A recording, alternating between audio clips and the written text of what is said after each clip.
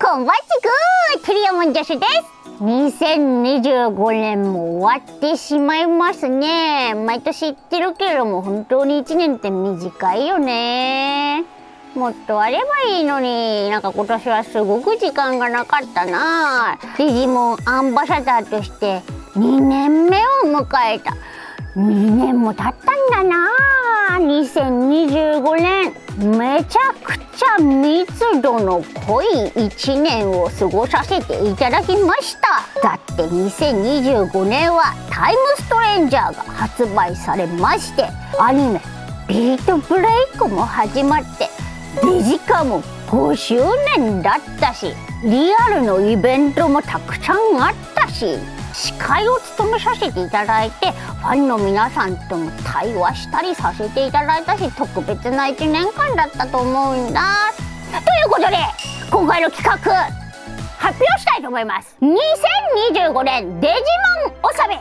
デジモン P たちと年末振り返り。聞いてください、この拍手の量。人がいっぱいいる気配がするでしょ。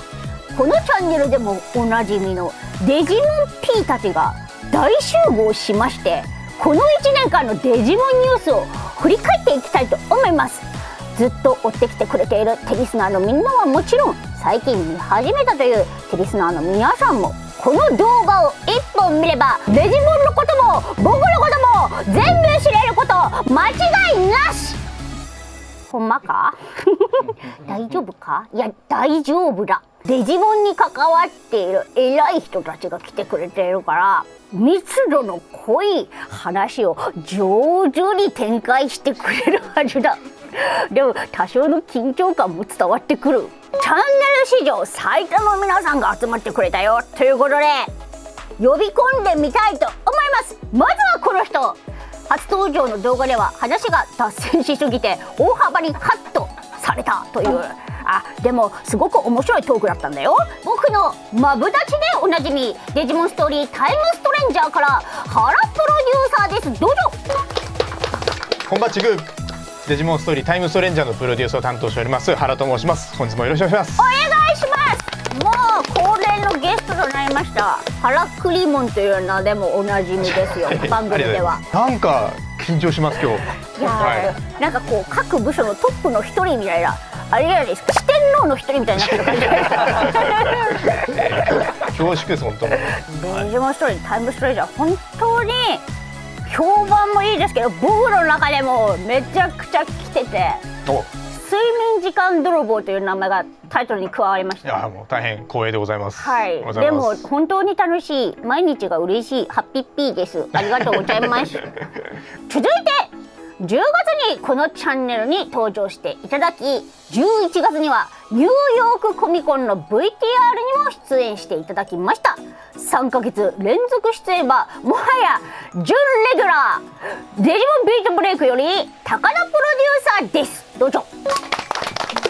こんばんちぐデジモンビートブレイクプロデューサーを担当しております高田と申します。本日はよろしくお願いします。よろしくお願いします。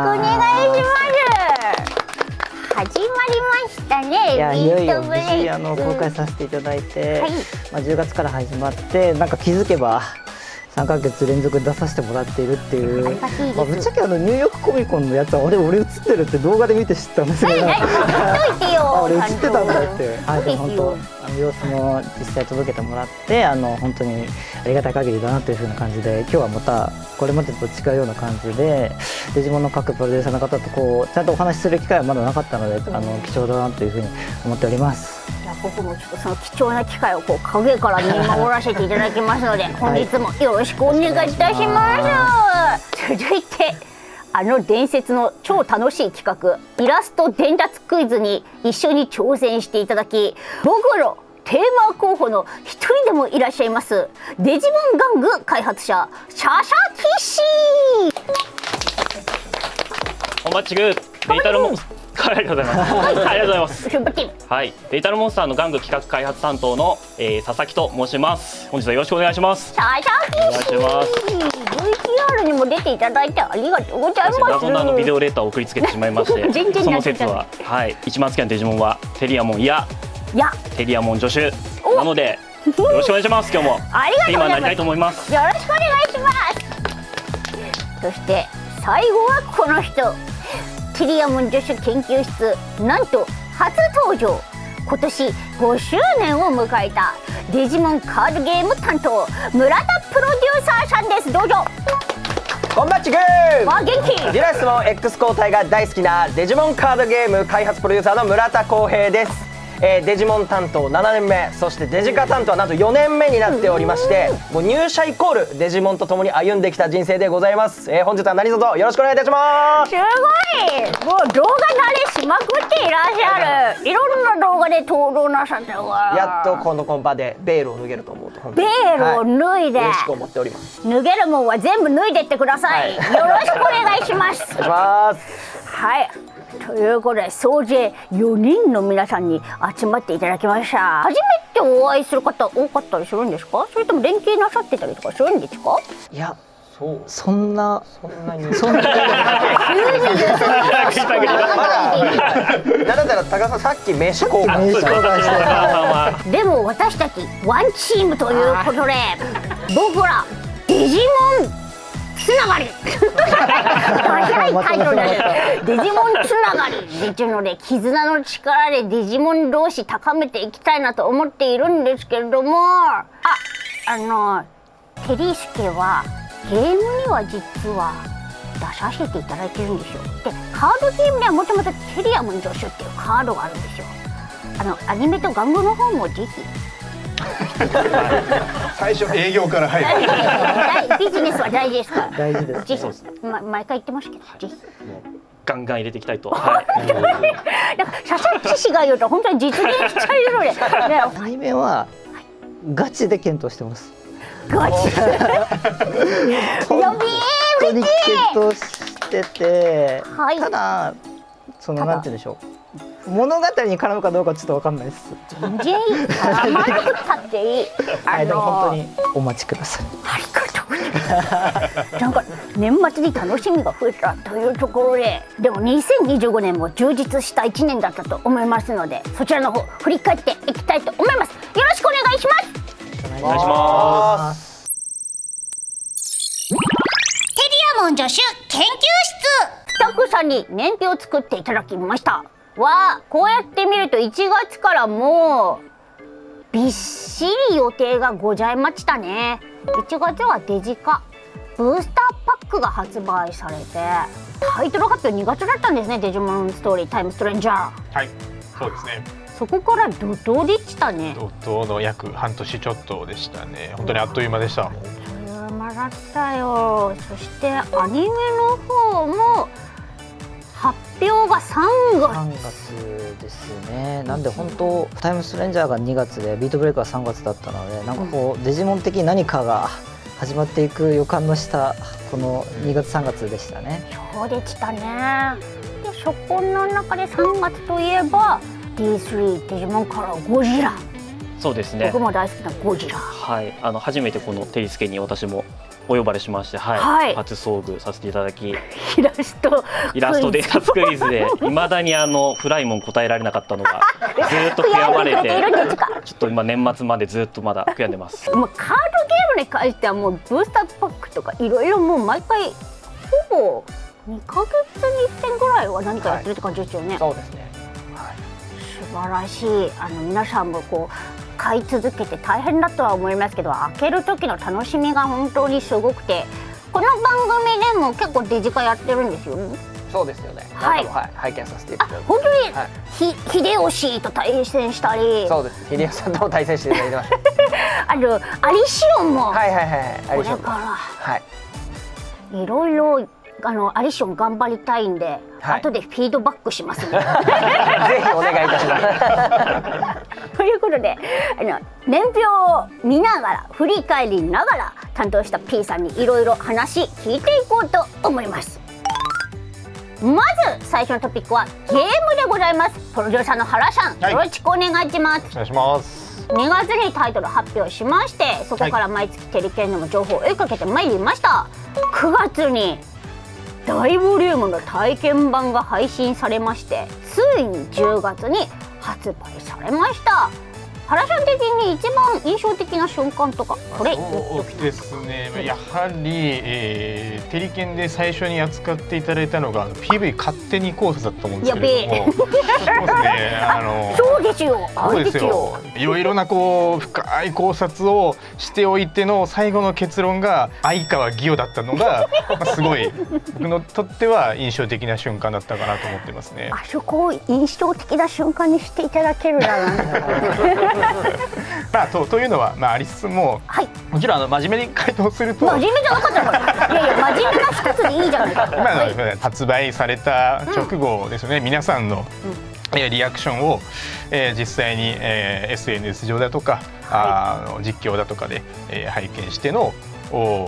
まあその時の印象というか、本当にやっぱり約8年ぐらい開発を続けてるので、これがやっぱり響かなかったらもう多くの人間のこれまでやってきたことがやっぱり無駄になってしまうっていうところもあったので、僕だけじゃないですけれども本当に開発陣一同ですね、本当大きなプレッシャーを抱えての発売だったっていうところがあったので、そこでやはりエンディングを迎えた際の、皆さんのリアクションとかを見て、いろんなものが報われるようなそんな気持ちになりましたね。はい、いいエンディングだったりみたいな感想いただけると、もうやっぱり全てが報われたような気持ちになると同時に、まだまだやっぱり DLC もあるし、今後もいろいろデジモンゲーム考えていかないといけないしということで、気持ちを引き締めるようなところも同時にあったかなというふうに思っております。考察とかもさせていただいて全然茶化してたわけじゃないんですけども、もうちょっとお祭り感のあるゲームかと思ってたら、トレーラー見て泣きゲーかもしれないって思った記憶が鮮明なので、なんかいい意味で裏切られてさらにプレイしたらもう本当にデジモン史に残る一作品になってるなという印象でした。ぜひ2025年は終わってしまうんですけども、多分みんな年末暇してるやろうっていう方はぜひプレイしていただけたらいいなと僕も思っております。お願いいたします。次のトピックはアニメです。プロデューサーの高田さん、よろしくお願いいたします。よろしくお願いします。3月のデジモンコンでタイトル発表がございまして、8月から本格的に情報が解禁開始。デジモンエキスポで最速1話公開ありましたね。いよいよ10月から放送開始となりました。この1年間高田さんどうでしたか？いやなかなかハードな1年だったなとシンプルに思いますね。なんか改めてね、年表というかまとめてもらったのを見て、はい、もちろんアニメ制作やりながら裏ではこういう風に出したいとか、宣伝したいとかをもう同時に仕込んできたっていう中で、ちょっと感慨深いものがやはりあるなと思いつつ、3月のデジモンコンがビートブレイクの本当に初出というかタイトルが出て、ティザー PV とティザービジュアルが出たのが3月だったんですね。これも結構本当大変というかギリギリで、それこそタイトルどうするかの話であったり、PV どうするかっていうところ結構ギリギリぐらいまではスタッフ含め試行錯誤していたっていうところもあって、でやっとタイトルが決まってタイトルを作って、でティザー PV も完成して、じゃあいざさあデジモンコン3月初お披露目ってなった時に、なんか僕的にちょっと一個悔やんでるというか、もっとできたかなと思ったことがあって、テレスキは多分覚えてると思うんですけど、このタイミングってデジモンアドベンチャービヨンド、ビヨンド出た。そうなんですよ。ビヨンドも公開されたタイミングだったじゃないですか。あれもめっちゃ盛り上がりましたもんね。逆に言うとあれが盛り上がりすぎたってっていうのもありつつ、8月ではそれ以降の大きいところ、メイン PV ってとことかメインビジュアルみたいなのも出させてもらって、それこそいろんな考察とかまた考察話になるんですけど、最新の考察の動画、考察の動画というか、相変わらず僕らは考察をしています。ビンゴでビートブレイクの展開予想みたいなやりました。そう見させてもらって、いやすごいなと。すごいなすごいなっていうのもありつつ、なんか一個気になったのが俺のビートがブレイクするで使っていいですよっていうセリフがあるみたいな。ありますよ。これはすごいなと思ってこれはすごいな。まさか言ってくれるのか。ビートがブレイクしちゃう？しないです。しないでも本当になんて言うんでしょう、友郎というか主人公のこと考えてくれて、多分ああいう構想してもらってるそのなんか愛みたいなのはめちゃくちゃ感じさせてもらって、まだビートブレイクはもちろん放送中でこれからも続いていくので、ぜひ今後も期待して見ていただければなと思ってます。よろしくお願いいたします。そして次のトピックは玩具です。佐々木氏、よろしくお願いいたします。今年はいろんな玩具どんどん発売されましたけども、開発での思い出ありますか？今年がやっぱりレジャード0225周年で、デジモンクロスウォーズが15周年ということで、ちょっと周年があるってこといいことね、はい、D325 スですとか、レイターモンスターカラーのクロスウォーズ15スエディション、はい、出させていただいて、今度6月にはレイタルワールドシャンバラという新たに発見された、レイタルワールドの徒歩の世界の、ものに合わせてペンディアムカラーのデジモンペンディアムカラーの6と7を出させていただいて、まさかその25年ぶりにデジモンペンディアムの、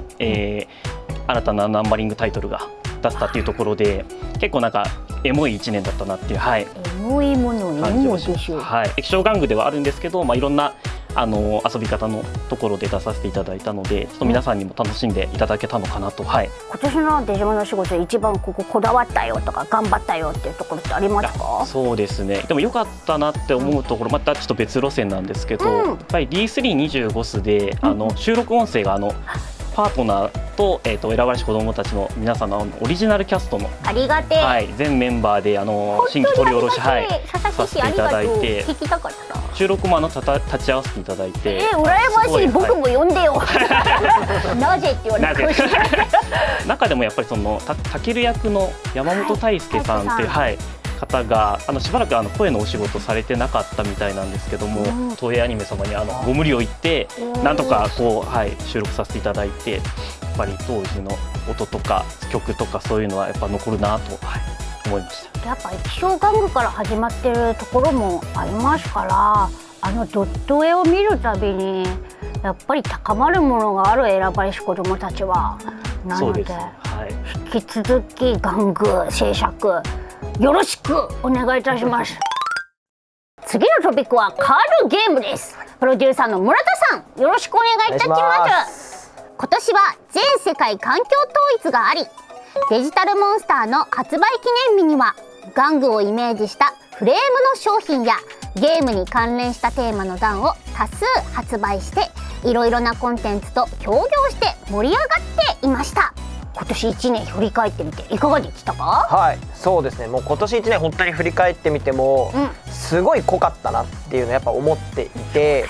やはりその世界統一したっていうところもそうですし、そこまで行くのにも結構いろいろな大変な思いもとかもありまして、でもそれも実現でき、かつどちらかというとやっぱカードっていうのは他のこのアニメであったりゲームであったりおもちゃであったりっていうところが盛り上がってこそ、僕らもその収録ラインナップを入れるというような盛り上がりっていうところも一緒に作ることができたのかなとかって思うと、振り返ってみてもやっぱりすごい濃かったですし、すごい楽しかったっていうのが本当に率直な感想ですね。デジカのこの1年間の仕事をしてきて、俺のこの最大の功績はこれじゃっていうのってありますか？そうですね、功績というか、チームの功績では一応あるかなとやっぱり思ってるんですけど、環境統一はする前の世界大会っていうのが、実は本当の意味でみんなが同じ環境で戦った初めての大会だったんですよ。デジモンカードって一応その50の国とかエリアとかで50以上の国エリアで展開しているものにはなるんですが、やはりみんな話してる言語は全然違うのに、1枚のカードだけで会話が成り立つというか、コミュニケーションをしているっていう光景をもう本当目の前で見た時はすごい感動しました。僕はすごいいいものに携わっているんだなと思ったんですけど、僕その時体調崩して最後の大会いなかったんですよ。なんと大事な時にっていうこともあって濃かったし良かったそしてせっかくこんなに素敵な4人の皆様が来てくださったということで、プロデューサーさん開発者さん同士で質問したいこととか聞きたいこととか、ここどうなってるんですかとかいろいろお話ししてほしいなと思ってて、僕これから壁の花になりますんでぜひクロストークお願いしますよ。誰から行きましょうか。僕からさすが村田 P。はい、お三方で特に聞きたいなと思っていたのが、やはりそのデジモンカード、カードのラインナップとかを組む上で、このデジモンを入れようとか、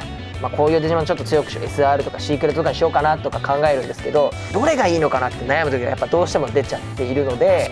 皆さんそのおもちゃであったりゲームであったりアニメとかもそうなんですけど、誰をこう主人公とかメインに添えて一番いい輝くデジモンにしようかとか、ちょっと補佐的なものだけどこいつも入れようかなみたいなのってどう考えてるのかなって、ぜひちょっと聞きたいな。お三方って特にって言ったから僕のこと外したね僕はどうせテニス機しか言わないだろうと思ったからまあいいでしょう。どうぞ本当に、はい、じゃあ原さん僕が多分一番シンプルな気がしておりまして、タイムストレンジャーをじゃあ例に取るのであれば、まずはこのゲームの中で何を描きたいか、今回で言えばもう分かりやすく、オリンポス十二神、デジタルワールドイリアスを新しく描くっていうところで、イリアスにどんなデジモンがふさわしいんだろうみたいなところから、まず最初に、頭に来て、でその次に日々ファンの方々があれやこれやといろんなそのデジモンを入れてほしいみたいな多分そのリクエストがあるかと思いますので、その中で可能な限り抽出して、でその次にやっとその開発目線で、入れやすいもの、実装の難度が高いか低いかみたいなところを、この順番で大体デジモンの選出っていうのは決まっていくかなというふうに思っております。はい。ビートブレイクは実は最初にこのデジモンありきでお話作るわけではなくて、最初にあるのはどういうネタがやりたいっていうアイディアなんですよね。例えば5話と6話だったら、あれって要は人形ものなんですよね。人形だったね。そう、コアラ界っていう悪いやつに対抗する笹竹親分とパンダモンっていう人気者ヤクザものデジモンでやりたいってなった時に、じゃあこのお話にあったデジモンってなんだろうねっていうのをデジモン図鑑行ってウェブサイト行って、でそっから成熟期間全体とか選んでひたすら議論して、でその上でどのデジモンを出すか、じゃあこのデジモンだったらこういう風な感じでバトル組めるよねっていうので毎話お話作っていくって感じなので、いやもうなるほど、めちゃめちゃ勉強になりますね。だから皆さんもそうなんだって絶対デジモン図鑑と友達になりますよね。めちゃめちゃ見ます。調べます。めちゃめちゃ見ます。ずっとあれスクロールしますね、本当。佐々木氏はどうですか？そうですね。玩具で言いますと、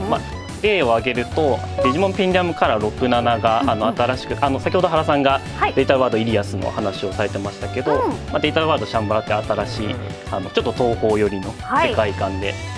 やらせていただいていて、でキャラ的にはやっぱりその東宝っていうそのモチーフがあるので、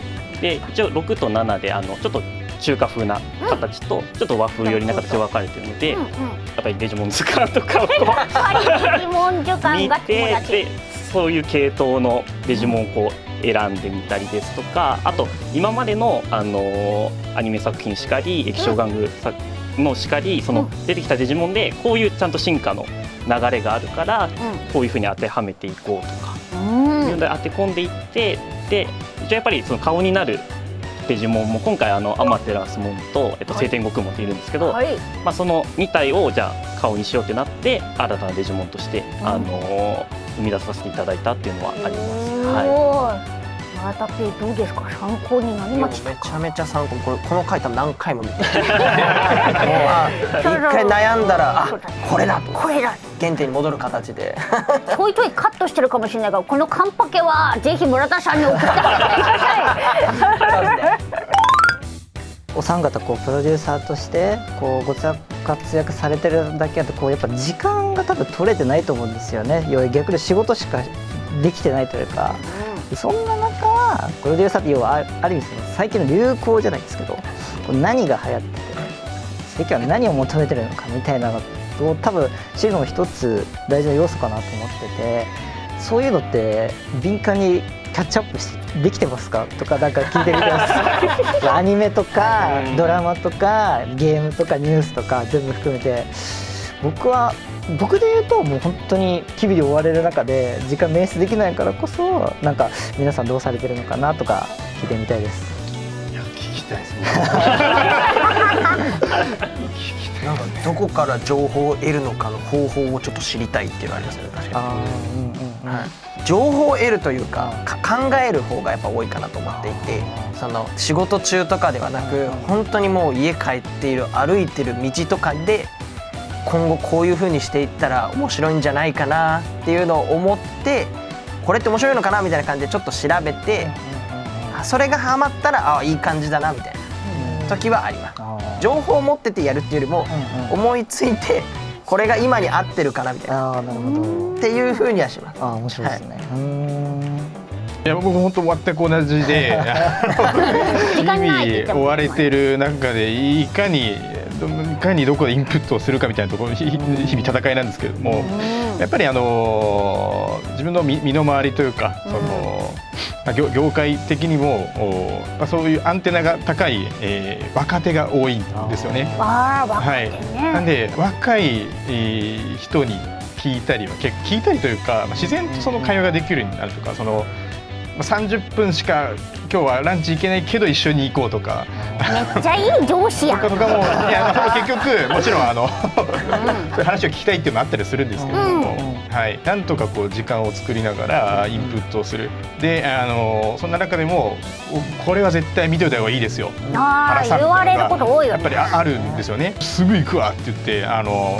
なんとか頑張ってそこだけ1週間のそこだけ時間作って映画見に行ったりとか、最近やったりはしてましたね。最近何見たの？それで勧められて何見たの？じゃあここはじゃあもしかしたらカットされるかもしれないですけど、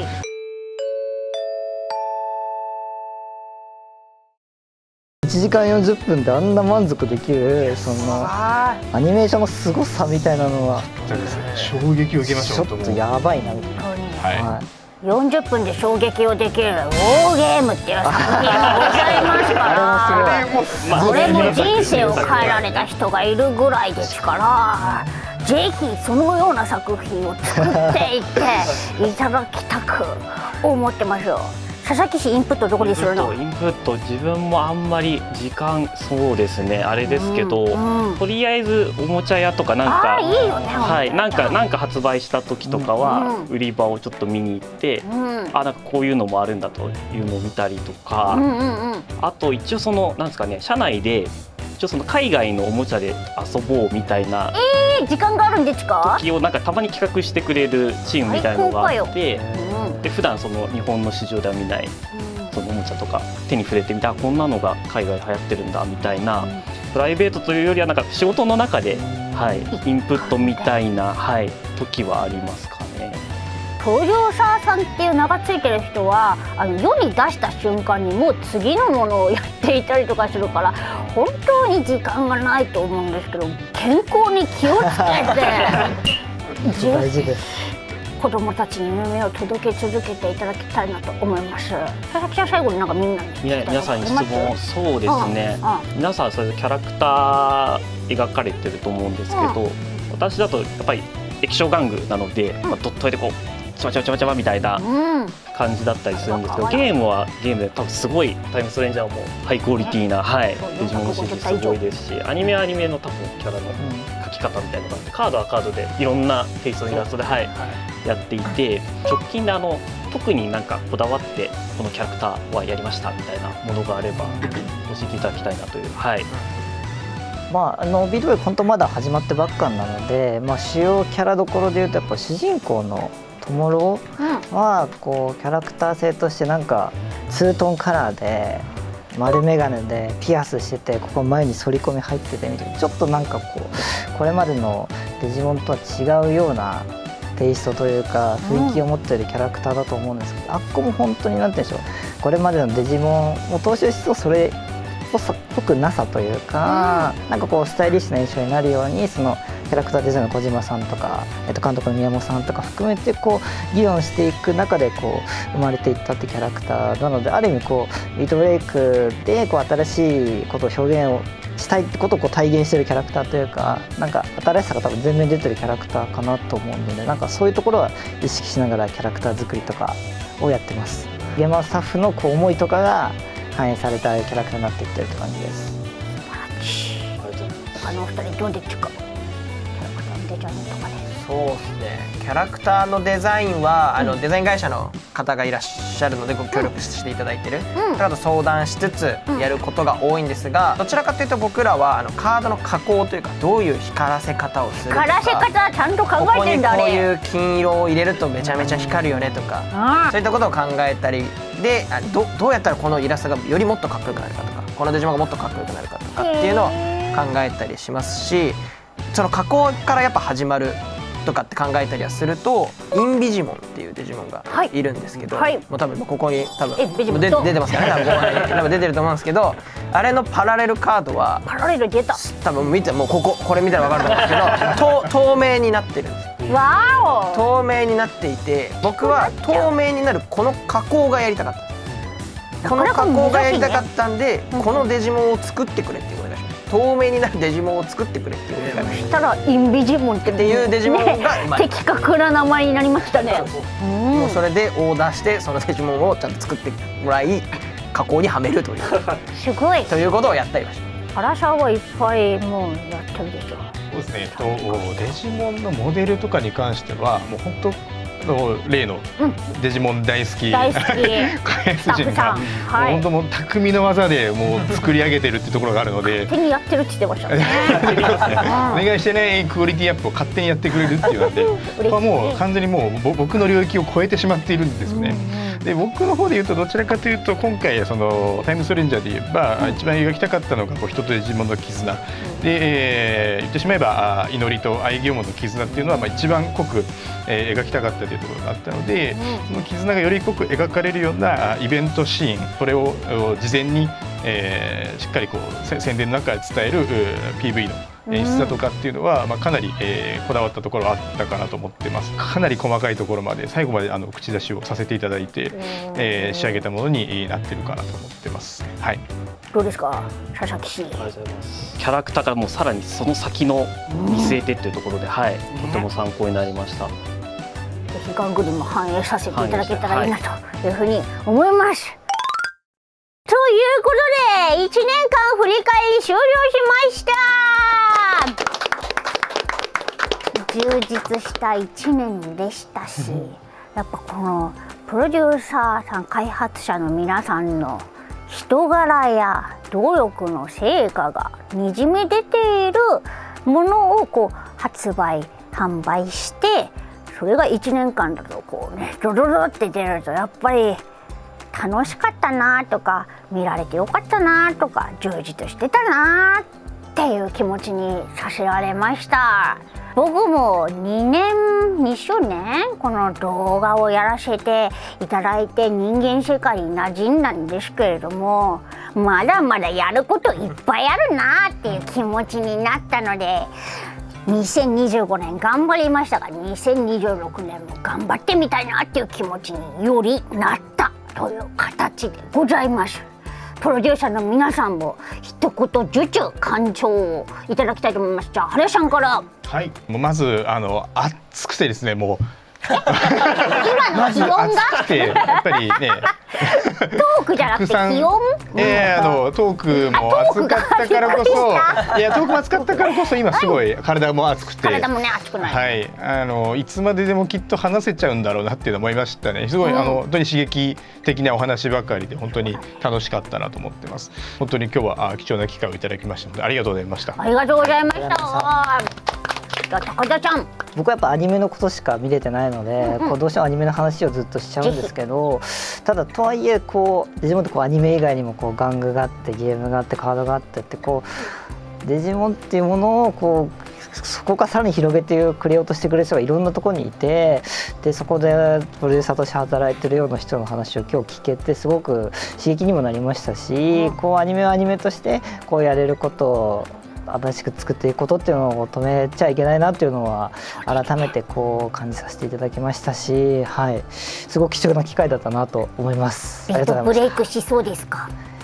これはしますね。しますか？しませんって言われるかと思ったら。これは僕はしました。少なくとも。僕はしました。はい、あ、優しい。ともろはしないかもしれないけれど。僕はした。ありがとうございます。って感じです。ありがとうございました。引き続きアニメーション楽しみにしてます。ぜひご覧ください。佐々木氏どうでしたか？はい、ありがとうございます。今日は高田さんとも初めてお会いさせていただいて、貴重なつながりが、できたなというところもありつつ、皆さんの熱い思いも聞けましたので、ちょっと今後の自分の励みにもなったかなと思ってます。なんでこれからも皆さんと一緒にデジモンを盛り上げていけたらなと思いますので、引き続きよろしくお願いします。お願いします。ありがとうございました。じゃあ最後村田 P お願いします。はい、そうですね。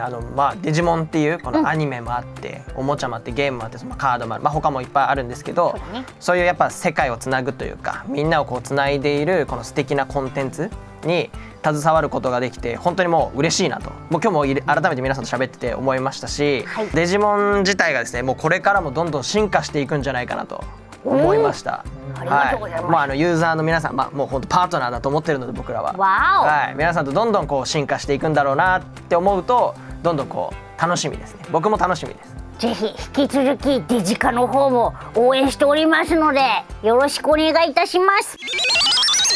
アモン助手研究室、今日は皆さん本当にありがとうございました。実はですね、来週もこのメンバーで楽しい企画を年末らしい企画をお届けしていきますのでぜひご覧ください。12月21日にはデジモンタイムズが放映されますので、どんな情報が出るのかはお楽しみに。それでは今日はこれでお別れです。チャンネル登録、高評価、コメントよろしくお願いします。 X でハッシュタグハローテイラボをつけて感想などなどポストしてみてね。今日は大盤振る舞いこの4つの言葉でお別れです。アニマルネイル、サウザンドフィスト、オブリビオン、バード、インビジブルカッター。はい、バイバイ。